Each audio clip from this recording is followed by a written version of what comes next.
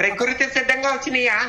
అవును, అతనికి వయసు పెరిగే కొద్దీ సహజంగానే వస్తాయి కదా, స్త్రీలకు స్త్రీ లక్షణాలు, పురుషులకు పురుష లక్షణాలు ఆ విధంగా వచ్చినాయి. కానీ అతను ఆపరేషన్ చేయించుకున్నాను, సర్టిఫికేట్ కూడా ఉందని చెప్తున్నాడు. ఆపరేషన్ కూడా ఎందుకు చేయించుకున్నాడు అతను చెప్పడం ఏంటంటే, ఈ యొక్క పురుషాంగాన్ని కట్ చేసుకుంటే లైంగిక కోరికలు కూడా ఉండకుండా ఉండడం కోసం మాత్రమే పురుషాంగం తీసేసుకున్నారు, తనకి ఎటువంటి లైంగిక కోరికలు కూడా ఉండని చెప్పాడు. ఇప్పుడు తను ఏం చెప్పాడు, నేను ఆ కోరిని నాకు లైంగిక కోరికలు ఉండకూడదు కాబట్టి నేను పురుషాంగాన్ని తీసేసానని చెప్తున్నాడు. తీసేసినప్పుడు వాడు ట్రాన్స్జెండర్ కమ్యూనిటీకి ఎట్లా మీరు ఇన్వాల్వ్ చేస్తారు?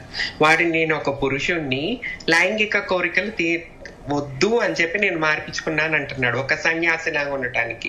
వాడు ఒక గంటకు ఒక రూపం, ఆ మధ్య గడ్డం మీసాలు పెట్టుకున్న ఒక రూపం, ఇలాంటి రకరకాల ఒక బైరూపీలాగా తిరుగుతూ ఒక డ్రామా క్రియేట్ చేస్తున్నప్పుడు, సొసైటీకి డిస్టర్బెన్స్ చేస్తున్నప్పుడు, రేపు అసలు మీరేం చేస్తున్నారు ఈ రకంగా మీడియాల ముందుకు వచ్చి మాట్లాడుతూ?